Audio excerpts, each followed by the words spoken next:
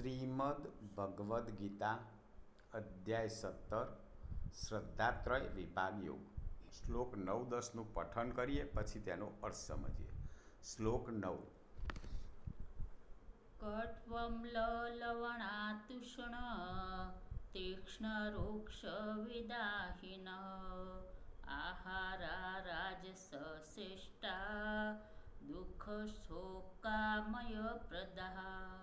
અર્થાત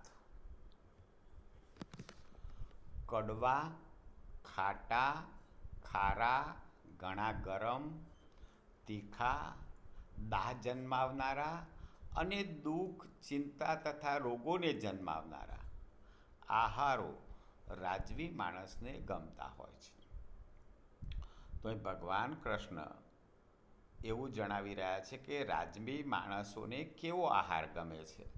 તો કડવો, ખાટો, ખારો, ઘણો ગરમ, તીખો અને દુઃખ અને ચિંતા અને રોગોને જન્માવનારો આહાર ગમતો હોય છે.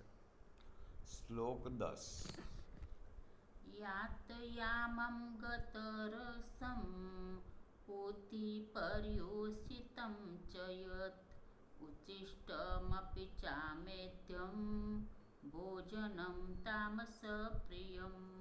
અર્થાત જે ભોજન અડધું પાકેલું અને અડધું કાચું, સૂકાઈ ગયેલા રસનું, સ્વભાવે જ દુર્ગંધી, વાસી અને એઠું છે, તથા જે અપવિત્ર પણ છે, એ ભોજન તામસી માણસને ગમતું હોય છે. તો તામસી માણસને કેવું ભોજન ગમે એ જણાવી રહ્યા છે ભગવાન. અડધું પાકેલું, અડધું કાચું, સૂકાઈ ગયેલા રસવાળું, દુર્ગંધ, વાસી, આ બધું તામસી માણસોને ગમતું હોય છે. જય શ્રી કૃષ્ણ.